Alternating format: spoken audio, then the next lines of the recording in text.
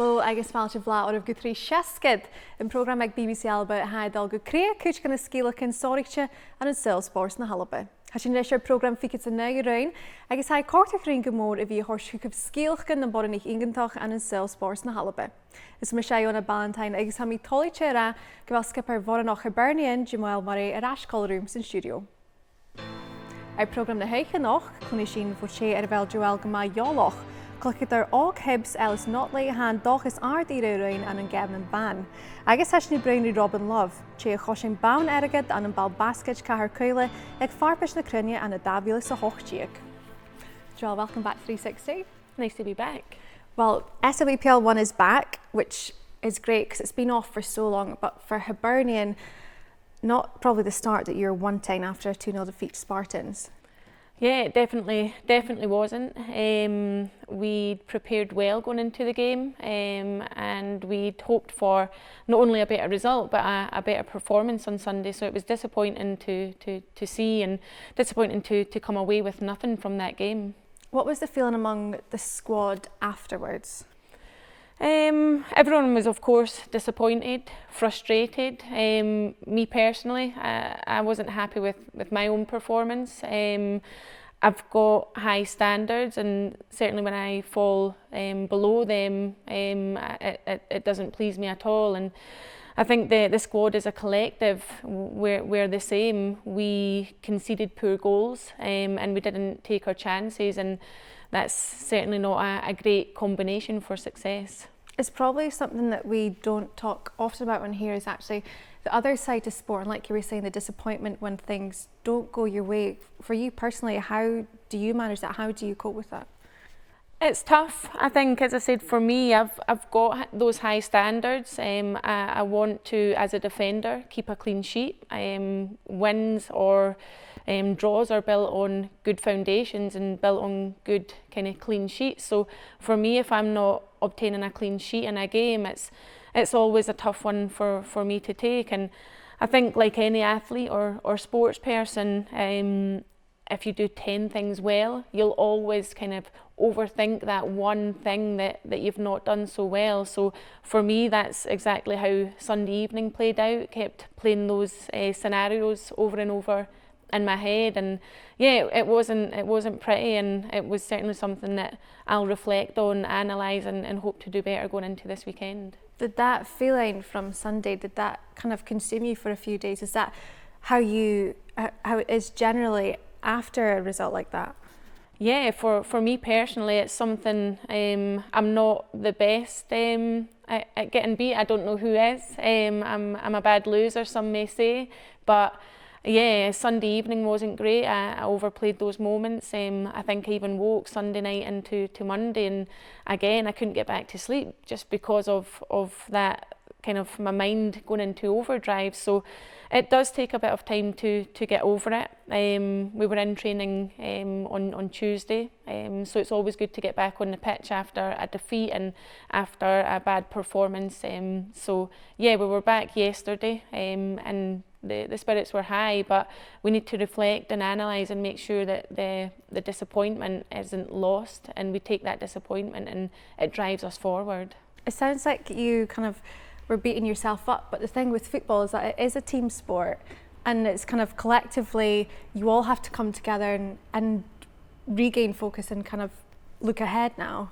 Yeah, of course. I mean, for me as a defender, that's the nature of the position. If you make a mistake, it can ultimately lead to a goal, like it did on Sunday, whereby if you're a striker and you miss an opportunity, so be it, you then just go on to the next chance. So yeah, we need to come together collectively, be strong, regroup and refocus, because it'll be a long, hard 13 games now, so we can't dwell on it or feel sorry for ourselves. Is it hard as well, because this probably isn't the kind of season that Hibs are used to? You are used to being one of the powerhouses in Scottish football. Yeah, definitely. We've went from being a top 2 team to a mid-table team in the space of a season, which is always hard to take. You've got to contextualise everything. We've had a lot of transition on and off the pitch. There's been internal transition, external transition, things that we can't control, but we always knew it was going to be a tough season, maybe just not this tough, but the disappointments will only make us stronger, and we, as I said, we just need to regroup, refocus and go again at the weekend. What are your thoughts personally and also as a squad for the season ahead now, like 13 games left as you said? Yeah, we just need to make sure that we go into every game positive and take what we can from each game. There's no denying we've got a tough week. After this Sunday, we've got a tough week and tough run of games, and the top three, City, Celtic and Rangers. So we need to go into games with a positive attitude and a belief, because I think that's what's been missing lately this season, especially, is that belief that we're going to score a goal or two or three or four, or we're going to keep a clean sheet. So I think as long as we have that belief and togetherness, we'll do well and kick on for the rest of the season. Where do you think you've maybe lost that? Is it because of separate things to do with the club, or do you think a big part of that is COVID and the pandemic and how it's affected everything? I think for us, there's been so many different things that have affected us. We've this season transitioned, probably at the worst possible time. We've transitioned just pre-COVID to our own entity, so we're now a semi-professional team. Obviously COVID hit, we lost players. I think in the last 2 seasons we've now lost 24 players, which in itself isn't great, because those players were starting players. And then we've had injuries. We lost Shannon McGregor in the first game of the season. We lost a few players in pre-season friendlies just gone. So yeah, I'm not sitting here feeling sorry for myself or making excuses, but we, along with obviously other clubs, we've had a tough time of it. It's hard, it is hard, and you can see it's hard. We will talk more about the kind of transition of Hibs in the show later, but if we look at the rest of SWPL 1, even just the results at the weekend, Hearts lost 6-0 against Rangers. Is that a result you were expecting? Yeah, I think so. I think Rangers have been strong this season. They've been known to go into games and not only win, but win with a high margin, and they showed that again on Sunday. I think what Hearts can be proud of and take a bit of heart from is the fact that they only conceded the one in the second half. So I think that was a result that we all expected, to be honest. Difficult for Hearts as well, coming up from SWPL 2 and not really having the chance to find themselves in the league. They haven't really had, again, due to the pandemic, a proper season here. Do you think that probably impacts them and their results? Yeah, I think so. I think, like us, they've had a lot of transition. Andy Kirk's come into the fold, who I think has been a great acquisition. He's provided a bit of direction and structure and professionalism there. But yeah, like you said, they've not had that run of games and that consistency because of a number of reasons. So I do feel for them, but I think they've done well so far this season. They took points off us, which we didn't expect, but I was quite surprised at how they showed themselves against us, and they've got quality players within the squad. They've got players that have played at the top level for a number of years, so you can't kind of discount that. If we just look elsewhere quickly, we've got Glasgow City 3-0 win against Celtic and for Farmington a 3-2 win against Motherwell.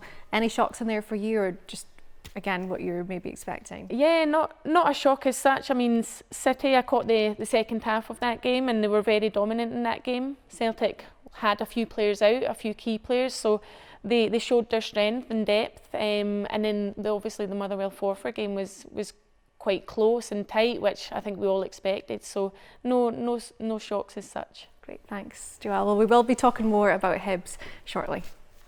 h-aon is cuide and the cluicheadair and ágad talentag Hibs. Cluicheadair Joelle loidhne-dìon an dhearbhadh agus get the chailead has the smudging and rookie àrd-ìre singem Siorrachd Àir ALBA for loidhne-dìon. Scotland U19 Ellis Notley.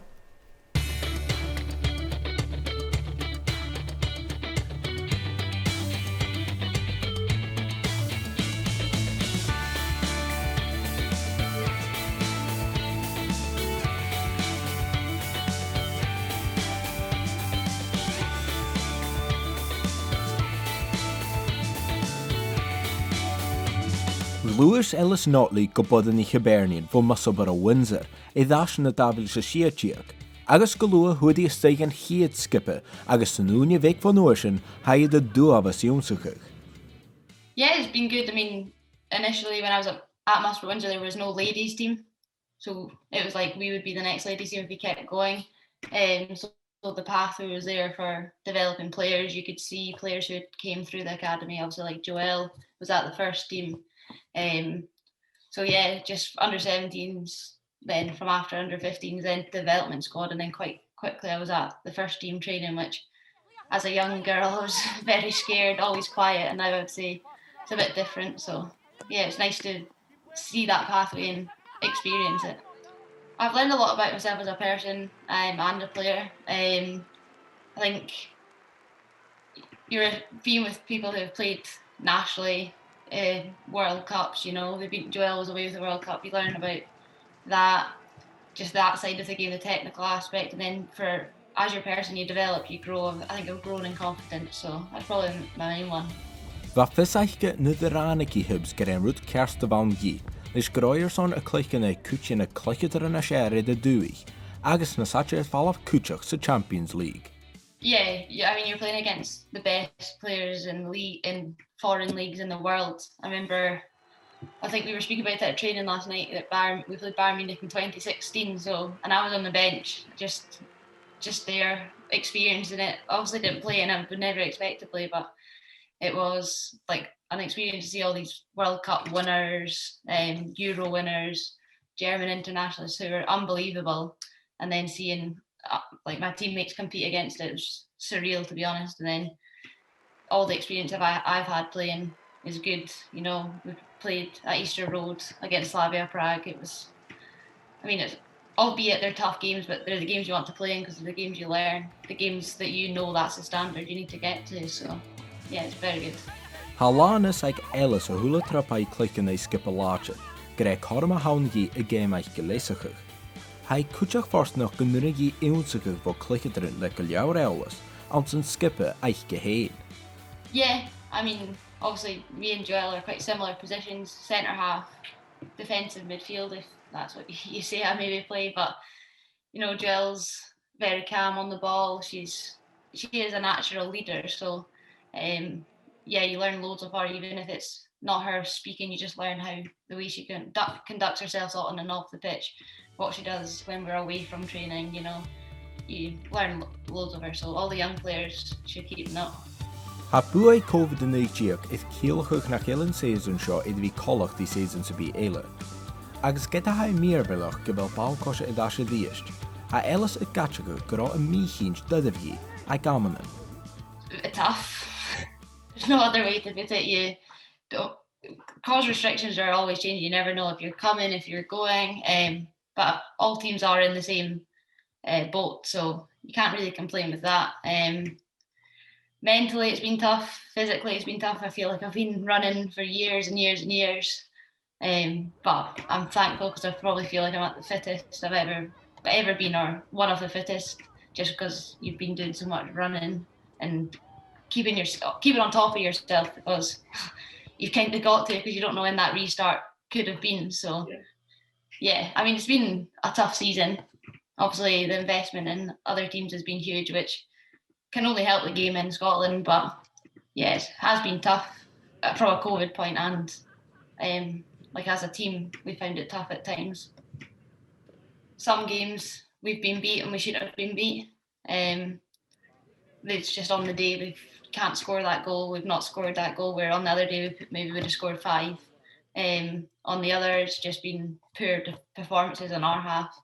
But yeah, we still want to be challenging. We want to go into this run of games and win as many as we can and play as well as we can and stick together as a team. Ha brisig an déisan it corma horstug Ellis is a co-cluicheadarin. Miarochach it cimera chluichet ike seo, a coit it cimera bunagaif uita sa dhéanú, agus criach va a cuide den téisan. Yeah, absolutely. I mean, after every game, we all probably individually go away and reflect anyway. I know after certain games, that night I've gone home and watched them on, because they've been recorded on BBC ALBA, so I've recorded them and watched them, albeit probably the worst game to watch at the time, but you learn so much when you watch it back, thinking, why did I do this? Should have done that. Should have been here. All that. So you do learn a lot from it. And then as a team, we've obviously spoken about who we're going to play, how can we break them down, how can we beat them. So yeah, we've taken the time definitely to come together as a team and push on for the rest of the season. We've got loads of games in 9 weeks, 14 games in 9 weeks. It'll demand a lot physically, emotionally, mentally. So yeah, sticking together and just playing for the badge, playing for the team, playing for each other. You know, okay, people have wrote us off this season, and fair enough based on some of our performances, but don't write us off for these next games, because we will show our fight and we will push to win every game. I want to just finish as high as we can in the league, keep as many clean sheets, score as many goals as we can, just win as many games as we can and be competitive. And then come next season, those goals will change. They'll be higher. We'll push for more. We'll want more. We're all players who have been used to winning cups for many years. So, you know, you don't want to lose that feeling of winning cups. So we still want to win it. So yeah, definitely we'll reevaluate next season. But these next games, good performances, wins, goals and clean sheets is my aim. Sé misneach Hibernian Ellis is airson clú hosnig I héin sa game. Ach I cúteach cíalach agus ha fisaike nach tíic na corman a haie géiriad héin as unis upper cruai. I'd love to be full-time, love to play full-time, wherever that may be. You know, you never know what the future holds, so you never know what. Within a year, look how the Scottish games changed. Who knows what next year will happen, or the next few years.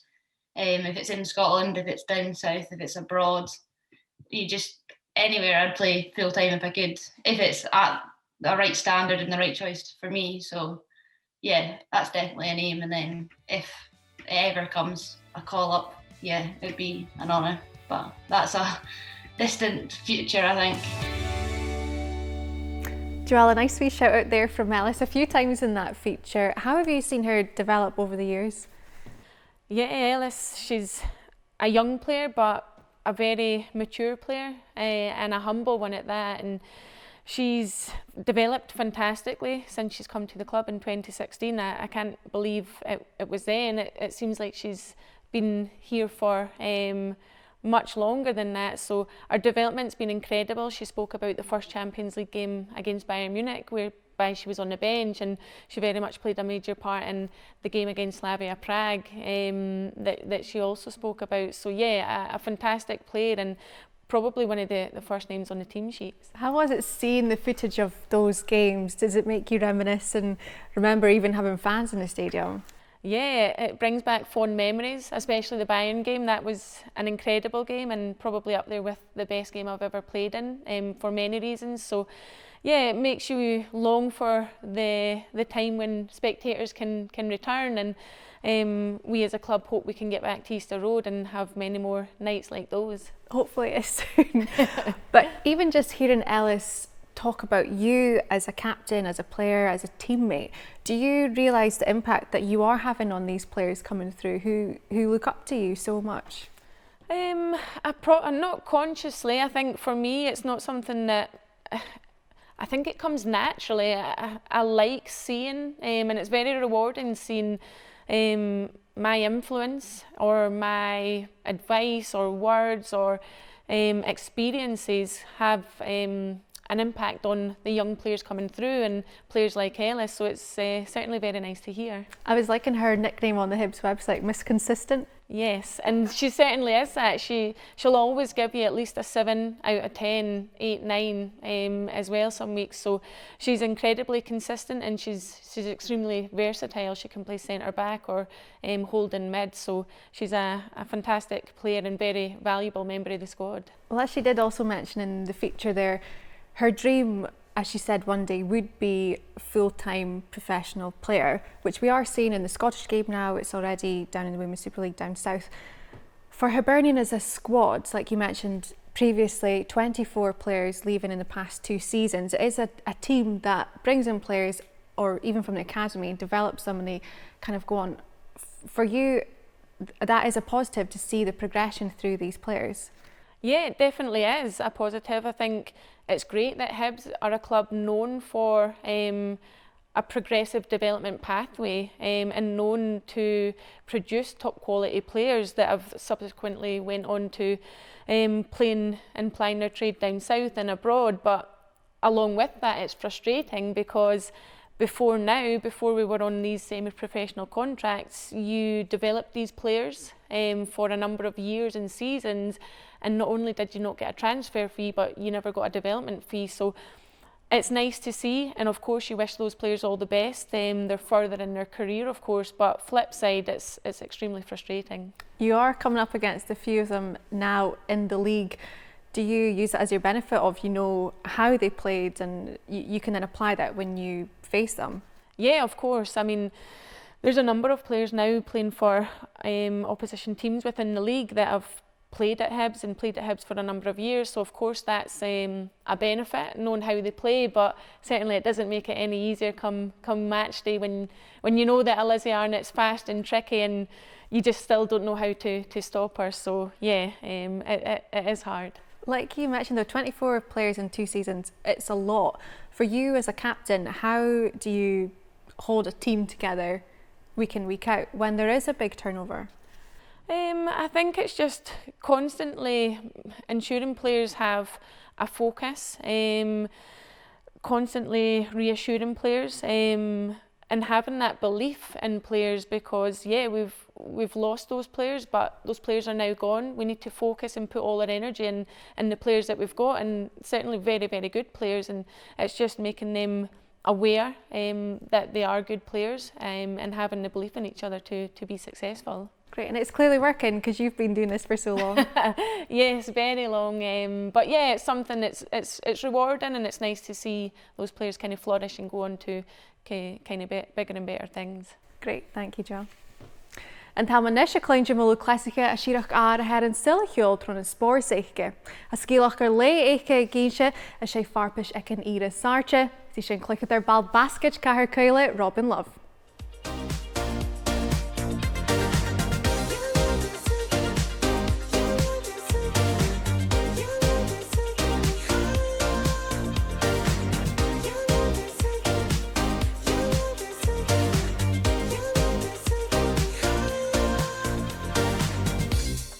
Honestly, whirlwind. I still look back and go, I can't believe I did that. You know, I do think opportunities just seem to, they come up and you can either say yes or you can say no. My name is Robyn Love, and I play wheelchair basketball for the Great Britain national team and have done since 2015. Growing up, I love sport. You know, I'm what people would call a tomboy. You know, I love football, tennis. Where I'm from, there wasn't many people with disabilities, so I was just chucked in, to be honest. And maybe because of that, I didn't hear about disability sport until I was 22. I plucked up the courage to email Basketball Scotland and say, hey, you know, I want to try wheelchair basketball. At the time, I was actually the captain of Edinburgh Napier's running basketball team. So although I was born with a disability, basically one of my legs is shorter than the other, and I don't have a lot of muscle on my right leg, but I was still able to move about a fair bit. But as I was getting older, I couldn't really do that anymore. So like I said, I plucked up the courage in 2013 to ask Basketball Scotland, you know, what can I do? Is there any opportunities? I just want to play and have fun. And that's when I met Tina Gordon, who was the development officer at Basketball Scotland at the time. And she just took me under that big wing and said, here we go. So you're going to train. We're going to train at 7 in the morning. And then you're going to come down. We're going to get you to a GB camp. And I'm like, hen, I just wanted to do this for fun. But if you want me to go to GB and that's cool. I can do that.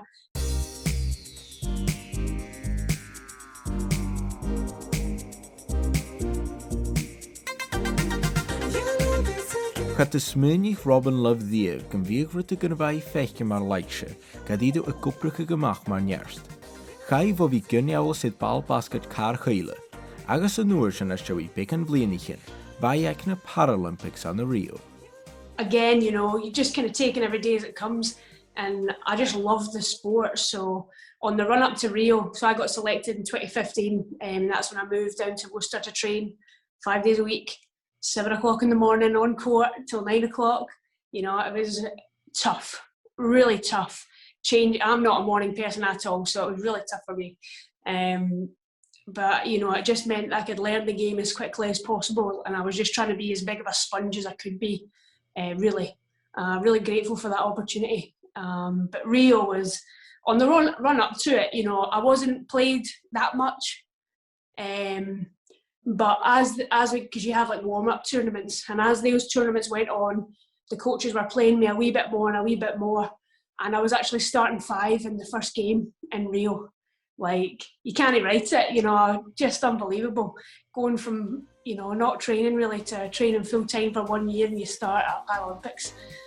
I mean, we lost the game, but I'm trying to take the positive.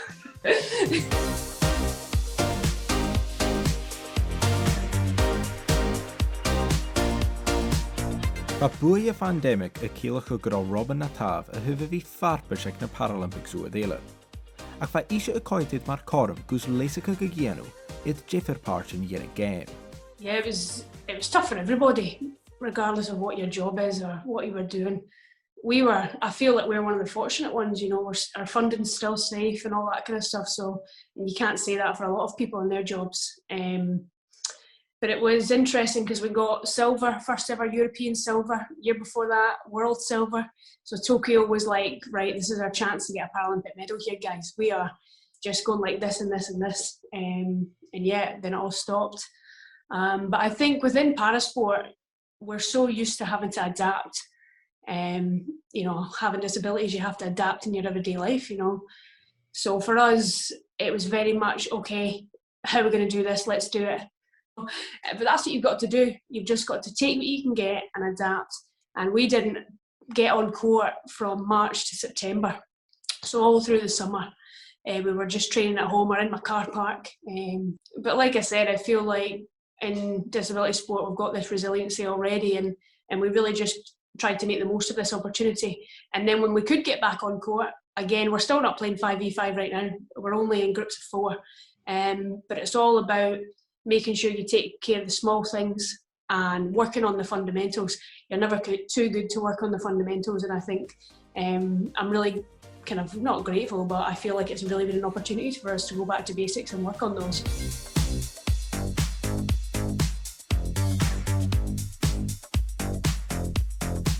Choroe gyliorgi y fi gydych y tren agos yn Tokyo 2021. Mae sy'n hwg Robyn o'r hen sgiliwriwn sychwg, leis gyda wnia y farachaica ac y dau. Agos besyn, fideo yn y iarach. Yeah, I just thought I'd give it a go. I did it myself, you know, the first one back on my YouTube channel. Just thought, why not? Give people an insight into what it's like. And then the Paralympic Association said, hey, that looks good. And they then wanted me to do one as well. And they edited that together, thank goodness, because I tell you what, I don't envy you guys having to edit my gibbering along, because it's very difficult, you know, so I definitely know how hard and challenging it is. But I feel like everyone learned a language or, you know, learned a skill during lockdown, and mine was a bit of video editing, a bit of graphic design, made this myself. Because I'm very much a practical person, so I enjoyed that kind of experience as well.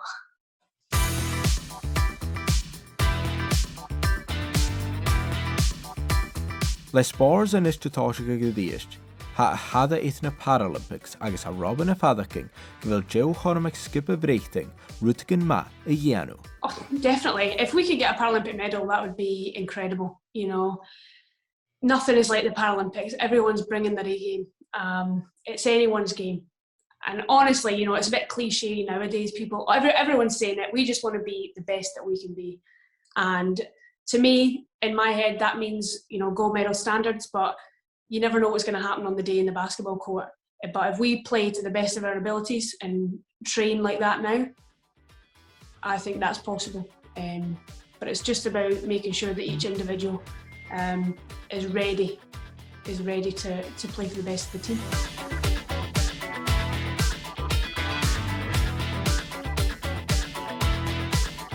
Ha Robyn Taingal son a hula si yn a ha spors iddo horchgi y cysio.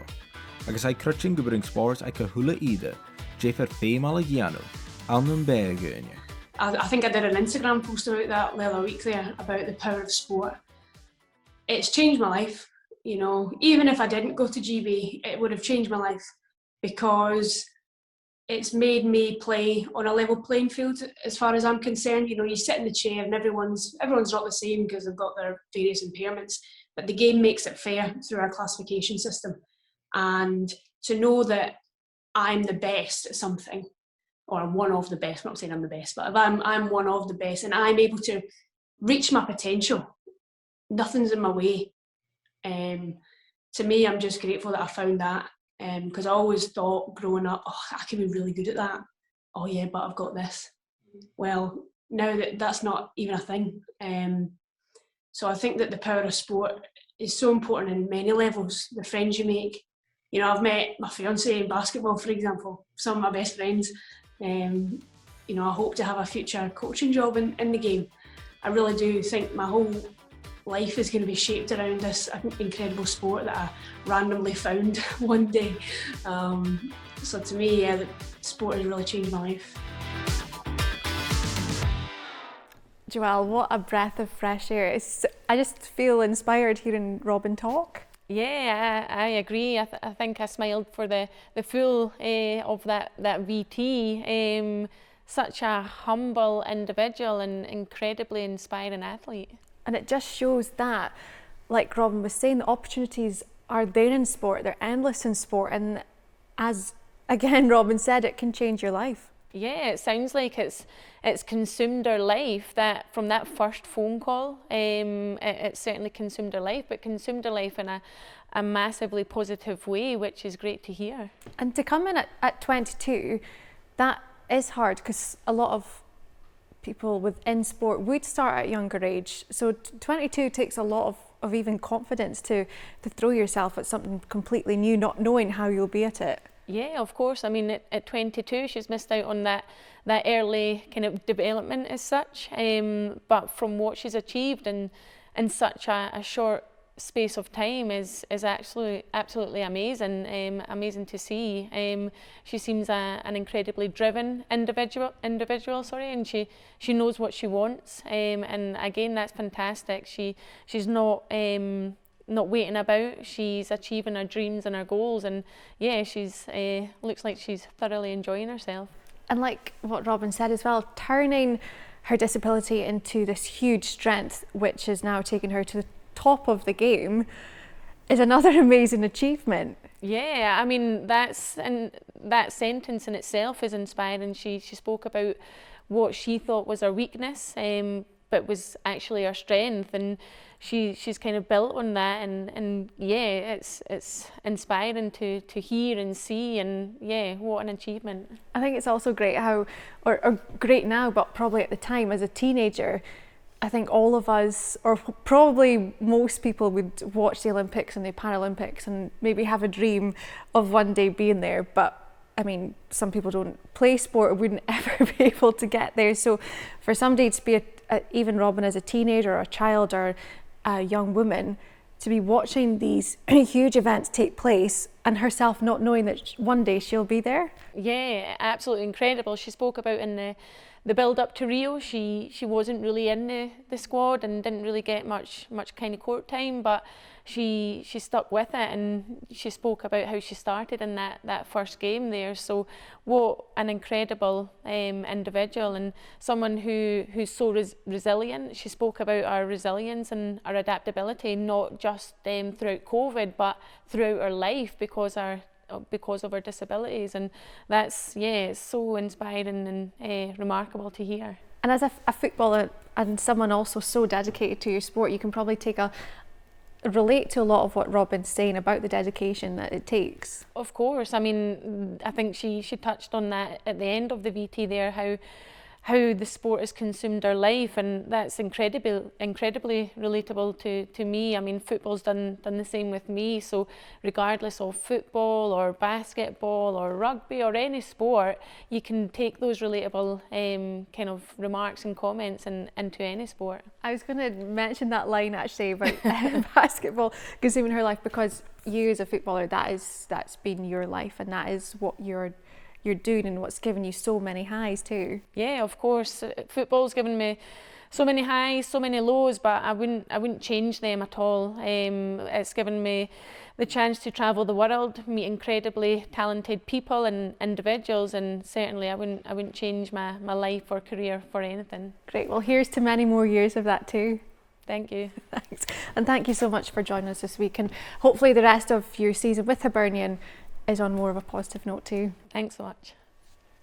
Well, sin airson program éile, fud se bhar lentil gach seachcin ar YouTube agus BBC iPlayer, is mar sin Jean Cín go bhfuil se bhar lentil agus na cáilse program san bí.